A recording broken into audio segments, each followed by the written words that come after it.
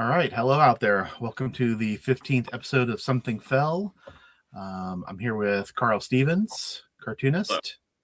I'm Colin Blanchette, and we're here to talk about Cerebus number 15. That's right. Before we do that, let's talk about some of our own work.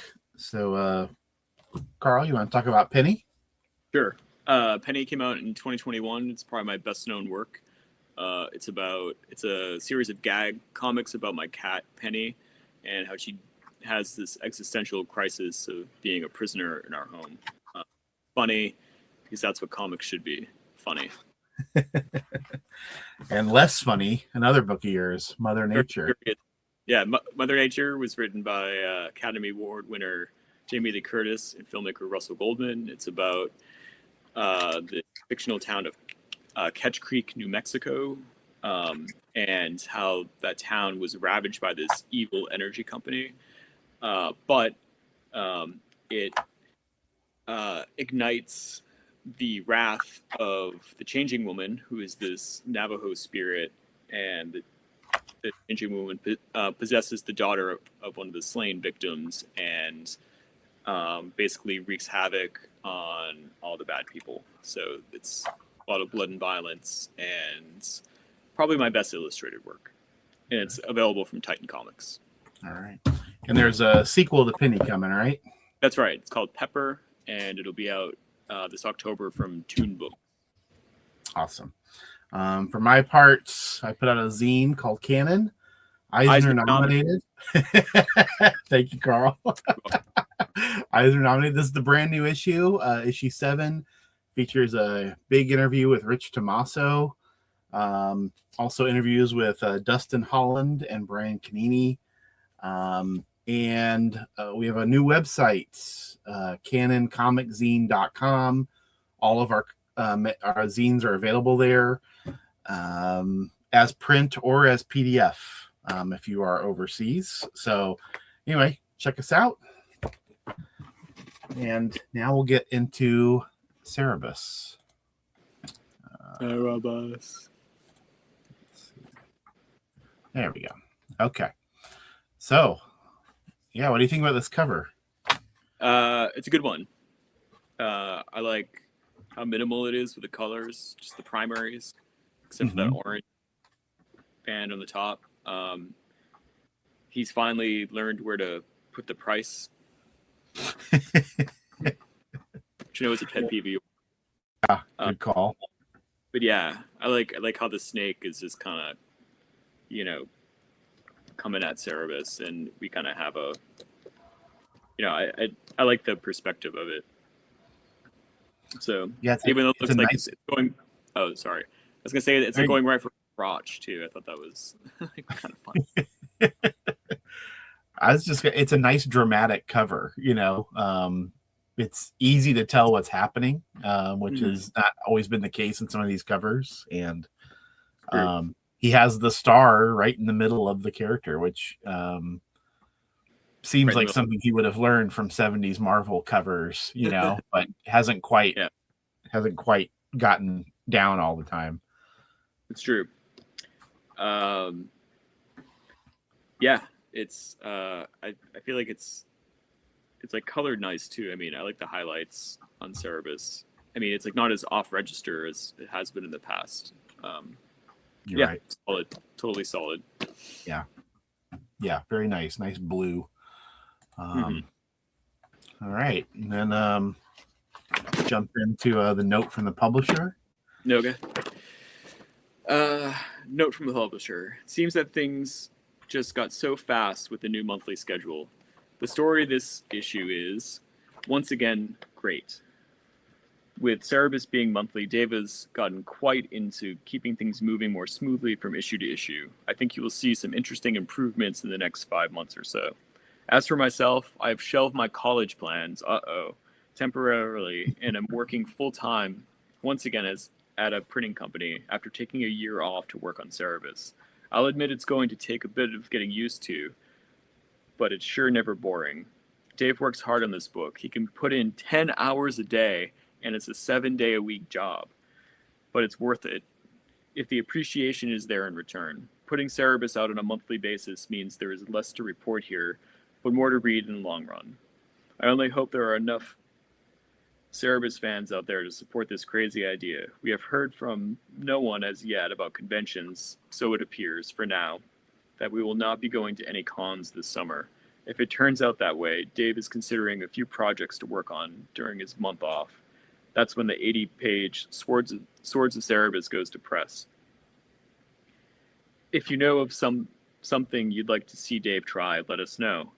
We always like to hear what's in your heads. Meanwhile, let's get comfy and check out what insanity Cerebus has gotten himself into this month. Denny. Yeah, she's not going to college. Dave's working 7 days a week, 10 hours a day. So yeah, that's sounds like young people stuff. Yep. I don't know how Denny's arc will turn out yet. Yeah. I mean, I know some of it, but I don't know her life story. But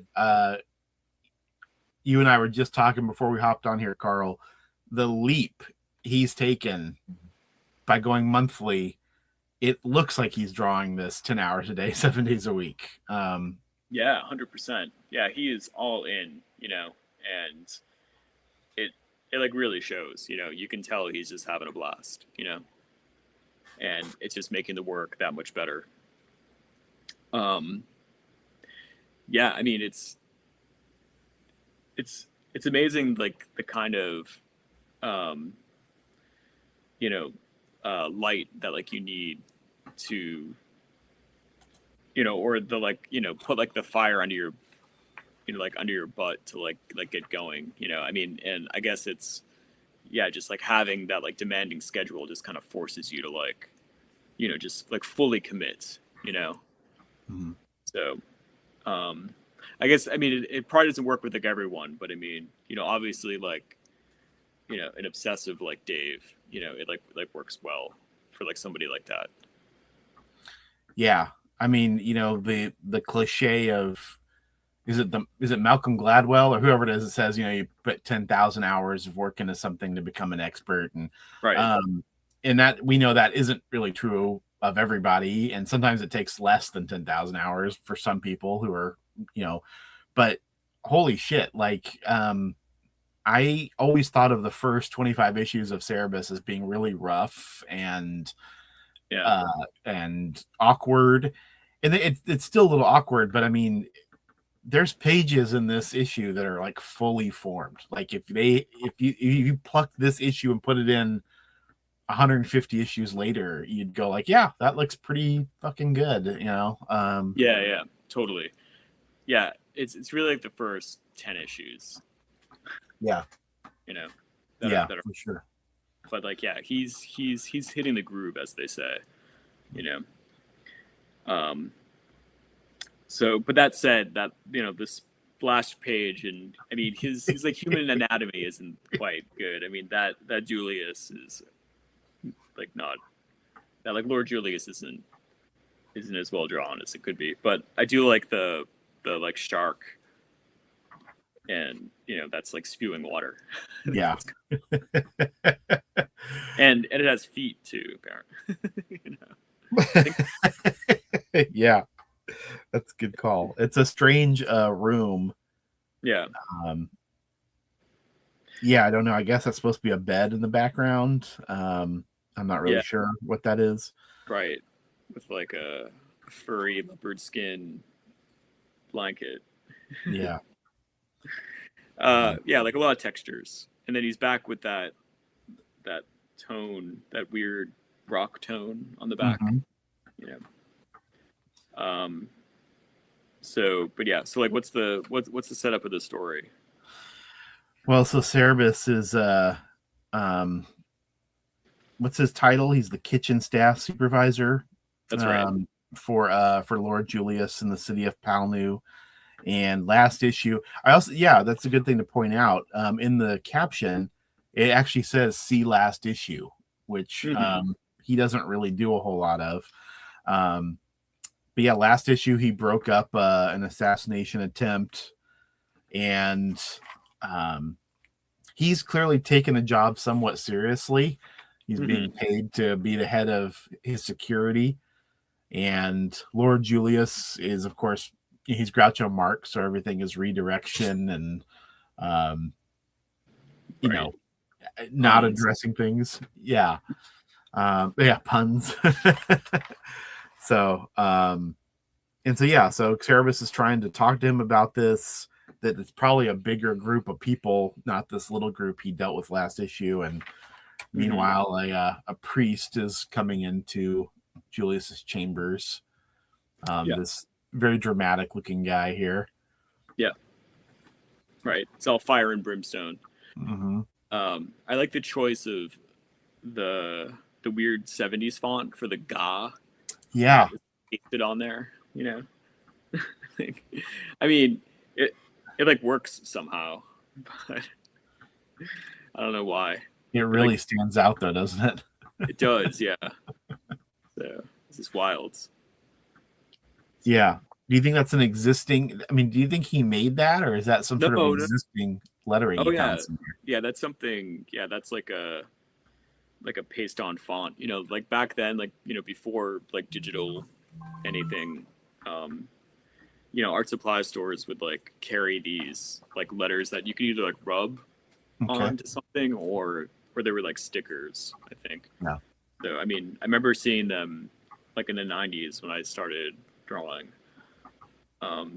But they like quickly went away. But like, there were all different kinds of like weird fonts, and I'm 100% certain that's what that is. So yeah, it's too mechanical. It's like too mechanical looking, Yeah, it's strange to see something that mechanical in Cerebus. Yeah.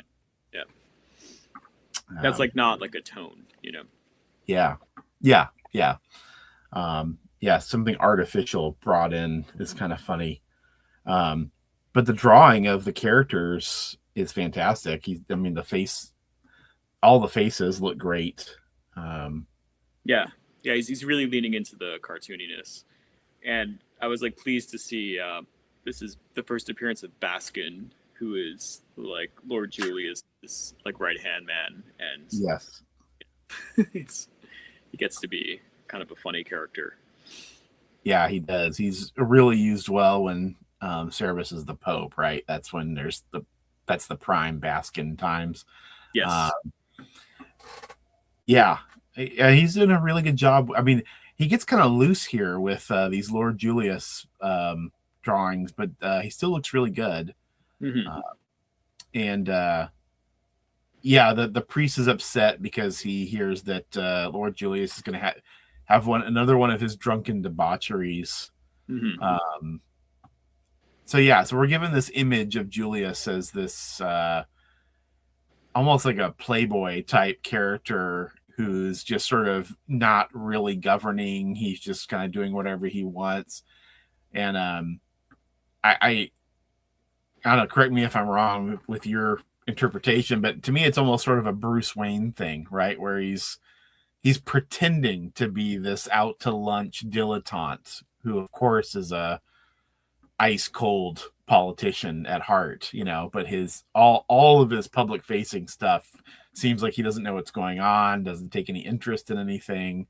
It's a group, for sure.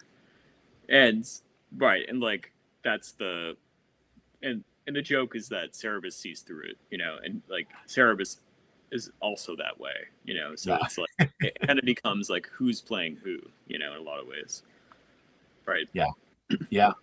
It's a fascinating dynamic that Sim sets up really early on. That's the other shock. Oh yeah. No, you go. Thank you. No. But like, that's the other shocking thing is that like already issue, like 15, he's like, thinking about more complicated, like, character interaction and, like the like larger story, like we always think it starts with high society, but we're learning that it predates that. When I saw Baskin appear, I thought, Jesus, all these characters appear so early, and he finds a use for them later. It's pretty amazing. He's setting this stuff up. I don't know that he knows where he's going, but he's sure setting up these complex characters and situations that he'll be able to draft off of this stuff for 15 years. I mean, years and years. Pretty remarkable. Yeah, it's exciting. But yeah, like, turn the page, it's just like, he just kind of sticks with this, like 2 rows of like panels, Mm-hmm. And it just sets up like this interesting rhythm. And, I do love like the skinny panels too, it just kind of adds this, sort of, I mean, it just reads so like quickly, and, it just has this, like interesting flow to it, it's like a, I don't know, like what's the word I'm looking for? I mean, it just has this like, quickness to it, like when you read. Yeah, I think when you open the page, you think, oh, it's just nothing but dialogue, but it reads like a conversation. So it isn't. It's not just 70s Marvel captions, where you're like, oh God, I'm going to get drugged down into just reading text.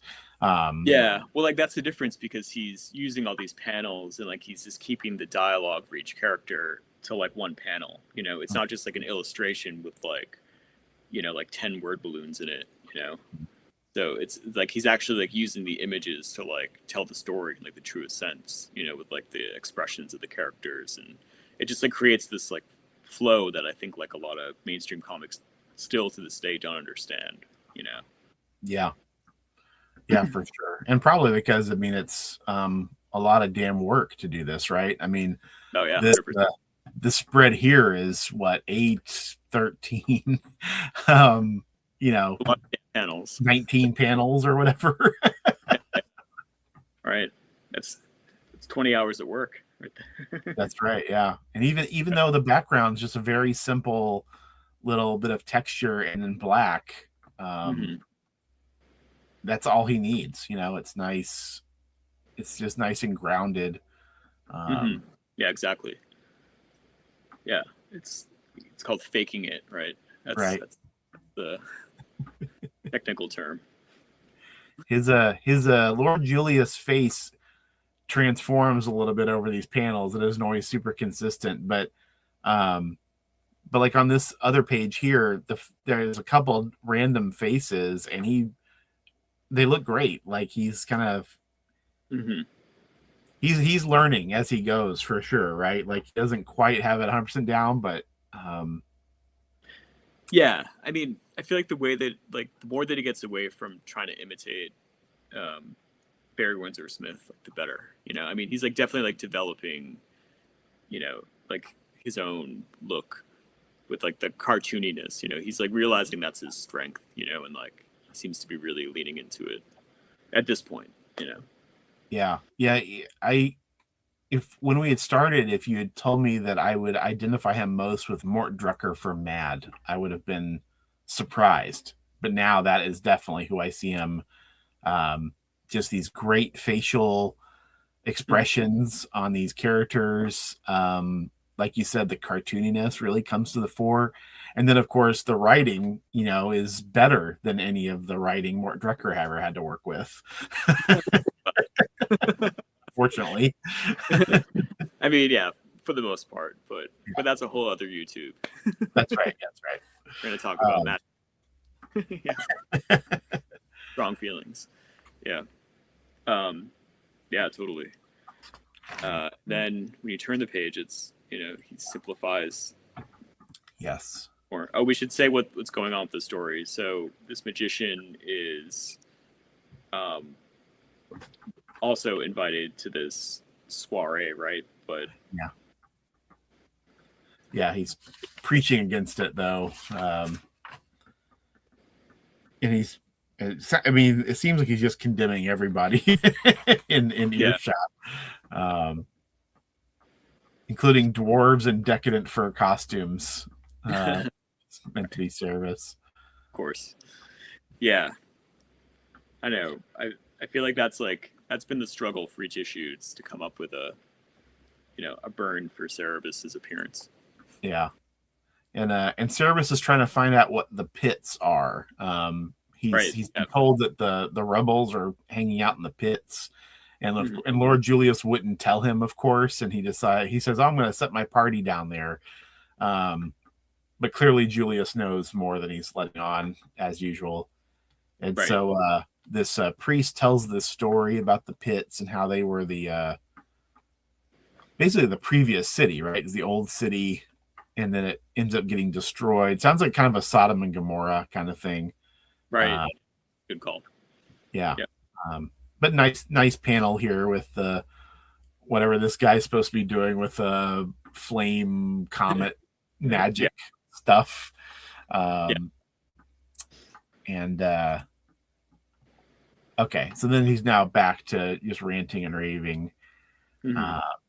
Cerebus has gotten his information, and this priest clearly unhinged. So yeah, Sim's feelings about religion coming to the fore. They won't stay that way, but in the early days, he has a pretty jaundiced view towards organized religion. Yeah, for sure. You know, it's like refreshing to read. We'll savor it. Yeah, we'll savor it. But you know, it like continues into Church and State. I mean, it's also like foreshadowing, you know. So then, wait, I like read this a few days ago. So like, what happens next? Yeah, it's basically, Cerebus now has his information, and you know, he goes and gets all these. I love the panel of him here with all these scrolls. Good looking stuff. And so he gets all the information he can find out about the pits. He's going to try to, root these rebels out. And here comes Lord Julius to just cause problems and find out what's going on. Right. But then like they like come along with him down to the pits. Yes. So we get another couple pages of just them talking. Cerebus and Julius and Baskin joins. These are great looking pages, though. Again, like with the blacks too. You know, he's really just like a master of like spotting blacks. You know, he really just kind of just like works so well, like with the compositions and really smart. I love the various Cerebus expressions on this page. You know, he's got him with his ears down, and then the ears go up when he says the pits, and then he has a surprised look on his face. And then on the next page, when Baskin is sweating and nervous, Cerebus's expression doesn't change at all. Right. Yeah. It's just I don't know. He's so good at conveying things with him. Right. That, you know, he is just like the patient observer, you know, who's just like a little bit pissed off. Yeah, right. Always pissed off. Right. Yes. Joke about grapefruit juice. That's right. There's the juice of 1,000 grapefruit on that blade. Cerebus has to borrow Julius's sword because Cerebus doesn't have his at the moment. So, and they're anticipating something bad in the pits. Yes, they're gonna head down there and drag poor Baskin along with them. Julius seems unworried completely. Right. Some more great looking images here, though. I love that flame. So good with fire. Yeah, like that panel in particular is quite good. Yeah, I feel like every issue he has to, you know, have like an underground scene where he gets to play with fire. Yes. Yeah, and I don't blame him because he's so damn good at it. I would be trying to work it in too. I mean, that's like the trope of like sword and sorcery too. You know, it's like you need a good flame shot. You know, to like add like drama. And yeah, so they're downstairs, and Cerebus is pointing out that the door was supposed to be blocked by rubble, and it's not. You know, so there's clearly somebody down here. Yep. And as they get a little further on, then these bars come down and separate Cerebus from Julius and Baskin. Right. Just that Julius doing was like Julius trying to get rid of Cerebus. I don't think so. I think it's a trap from the whoever's down there. Right. But kind of fortuitous, right? Because the threat, Cerebus has to deal with the threat by himself. Yeah. Just want to point out on the top of this page, this Baskin panel is fantastic. Him sweating and yeah, with that shadow. Yeah. It is cool. It's like just the like lighting like on the wall, like behind him, and then like on his face. You know, it's like really smart. You know. To like have that like gradation like on the wall, and then you know, because like the light source is coming from like, you know, in front of him on like the bottom left, so like, you know, it's like perfectly lit, you know, so it's like we haven't seen him do anything like that before. Usually he's just faking it and just throwing up shadows like but this one actually is like realistic looking. Yeah. Yeah, it's good stuff. Looks like a Fritz Lang movie or something. Yeah, totally. And then turn the page. I love this panel. Another great light source panel. And some other torches are now lit in this room that Cerebus is in. Yeah, brightens the whole place. I like that skinny middle panel of the feet too. I think that's well drawn. It's well composed. Yeah, it's interesting. And he's Lord Julius's employee, not his champion. Right. And so they got this guy, this hooded guy, who's here, and he's now sets loose this giant snake on Cerebus, the shadow crawler. Right. Yeah, I don't know about the choice of angle on that splash page. You know. Yeah. Like the snake kind of looks dead. You know. I feel like the cover would have been like a better splash. Like that should have been the splash page. You know. It's like more dramatic. Yeah, he's already pretty close to Cerebus by the time that we're getting the big reveal here. Yeah, yeah, exactly. So, but all the bricks look great, you know. I think the angles are a little off, but the bricks look great. Yeah, doesn't matter. Yeah, and this panel down here, a couple more great expressions. Baskin really with his tortured look on his face. Don't tell me what it looks like. And then we get a kind of an action sequence here of Cerebus having to dodge the snake. Yeah. Going back to what you were saying about stuff that would fit in like 150 years, I feel like he used like the page on the right, like just like that second by second, you know, almost animated close up. Like that's like right out of Flight, you know. It is. So yeah, I think that's a stunning sequence for him to do really, at this point. Really something. Yeah, I mean, I like the stuff with the snake too, but yeah, it was this 5 panels that kind of took my breath away when I was looking at it. Yeah, same. And also like the choice to just draw no backgrounds, you know, as it really is smart, like works, you know. Yeah, and for a guy who, as far as we know, never really looked at manga. Yeah, no shit. Yeah, it is very manga-esque. Yeah, he's coming to some conclusions kind of independently, which is pretty impressive. Yeah. But yeah, great 2-page spread. Really sharp looking.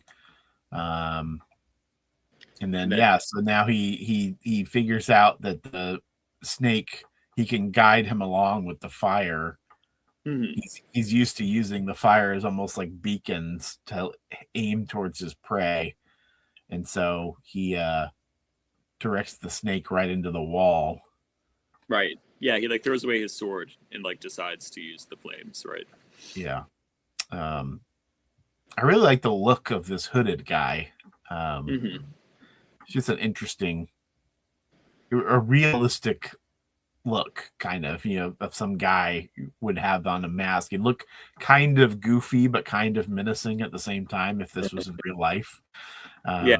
Although I think realistic's the wrong word because his like eyes would be he's good. like the eyeball he's like the eyeball kid or something. That's right. Like his eyes would be, you know. Yeah, you're right. You're right. They're a little high up. Yeah. But I know what you're saying. Yeah. And yeah, so now the snake apparently has been taken out by this crash. I guess that's all it took. Mm-hmm. And cool so, panel. Yeah, it's a very cool panel. And then the bars have risen, and now he's not separated from Julius and Baskin anymore. Mm-hmm. The hooded guy takes off. Yeah. And Cerebus has to kind of push. Once again, he's having to kind of get Julius out of harm's way. Julius doesn't seem to be too worried about it. Yeah, it's like the room is collapsing. He doesn't seem to notice. And yeah, they end up with the door covered by rubble again. Yeah. Like it was supposed to be. And then we get the shot here of, the guy with the really high up eyes. Odd panel. Yeah. And he says, we'll meet again at your little festival. So we know that the next issue is going to be more Julius, more Cerebus. He's found a place to have his character spend some time. Yeah, that's right. Yeah, that's good. It's smart too. If you have like the monthly schedule that, you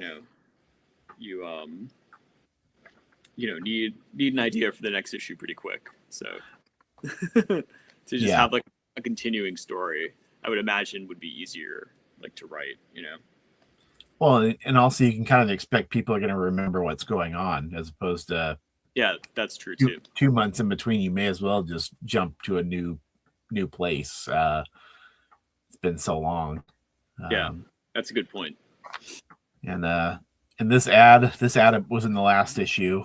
Right. The comic shop in Vancouver. Is that what it says? Yeah, I believe so. And then this distributor is also in Vancouver, Real World Distributor, who I'd never heard of him outside of this. Yeah, same. Yeah, they're new to me too. And then the other ad for a distributor from Michigan, the comics distributor. Yeah. This ad I love. It's so good. I know. Like that Spider-Man is like out of control. It's incredible. I mean, I'm not one of those people who's like, what I'd love to see Jaime Hernandez draw Superman. I'm usually not one of those people, but a Dave Sim Spider-Man comic would have been fucking excellent in this style. This is fantastic.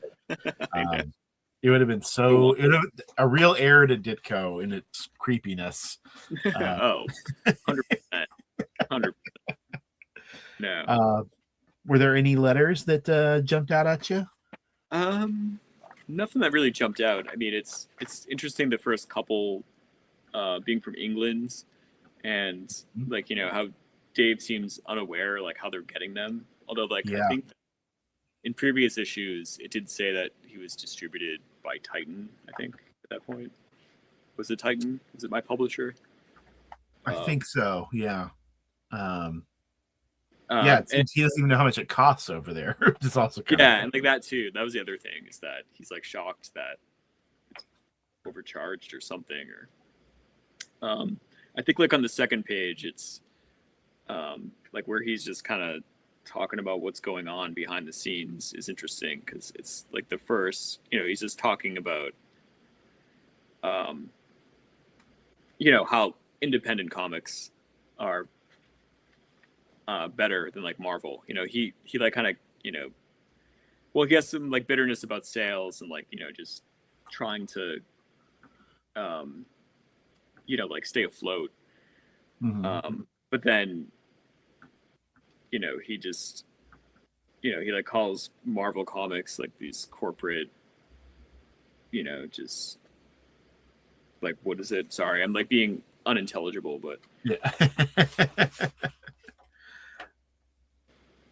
Can you say what I'm trying to say better? No, because I'm looking for it myself. It's like the last couple of paragraphs where he's like, okay, but through it all, the people who have I mean, it's like a big shout out to the fans, basically, that like without the like Marvel like treats their fans like shit, but I, Dave Sim, don't. Like I need every single one of you. I like need you to like go into the stores to like tell people about Cerebus. Like the only way that I'm going to be able to keep doing this is by like word of mouth, and that's like the true heart and soul of the comics industry. That's basically what he's saying. Yeah, the Cerebus hovers perpetually between success and bankruptcy. Yeah, exactly. Yeah. So, and I mean, that's just like that's independent comics from like like still that's still the thing. It's just it's always been about the fans, or I guess the comics in general. I mean, it's like we're even us professionals, like we're still fans first. Yeah, he talks a little bit about how they're having a hard time figuring out the logistics, that it isn't generating the pages that's tough. It's figuring out getting the books to the distributors and the money in before the next issue has to be paid for. And that's an interesting observation. Also, the fact that it's selling 4,200 copies, which pretty damn good. I mean, I know it's not making them rich or anything, that's for sure. But still, 4,200 of a black and white comic about a aardvark is I was impressed by that. Yeah, and he's making 40 cents on the issue, from the distributors, the 60-40 split. So like about two grand.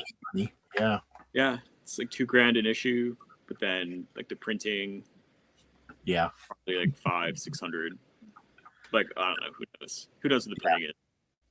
So he's probably making like a little over 1,000 change a month, which 1980, it's not bad. But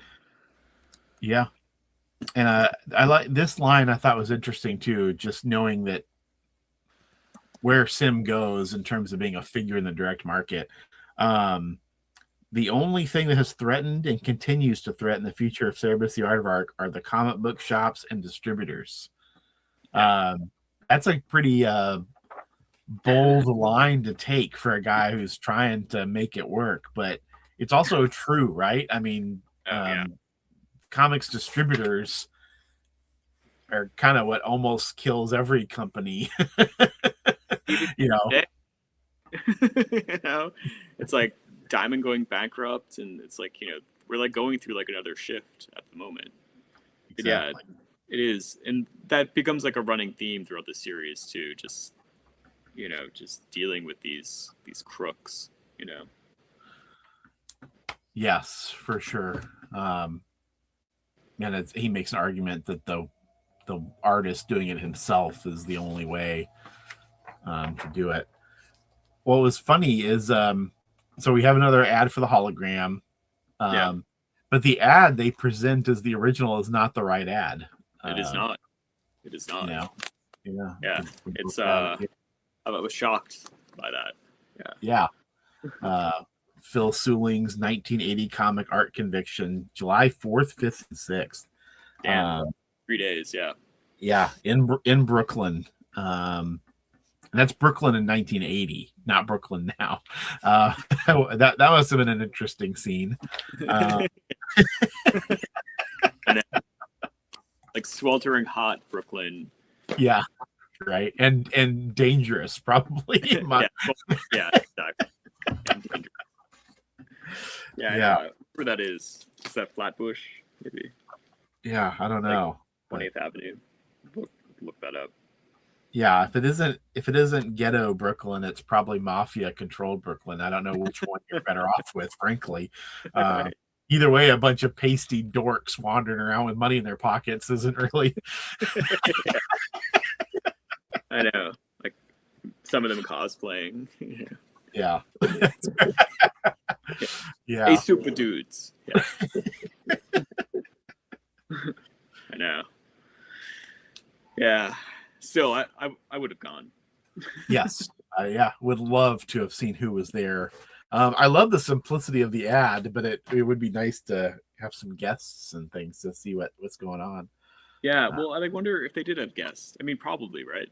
I would think they'd have to have at least somebody, and it's in New York, so it wouldn't be hard to get people there, obviously. Yeah. No. And there were a lot of people working in New York in 1980. Yeah. Well, Cerebus 15. It's Great good. one. Yeah. We'll be back for 16. Looking forward to it. Thank you. All right. Thanks, everyone.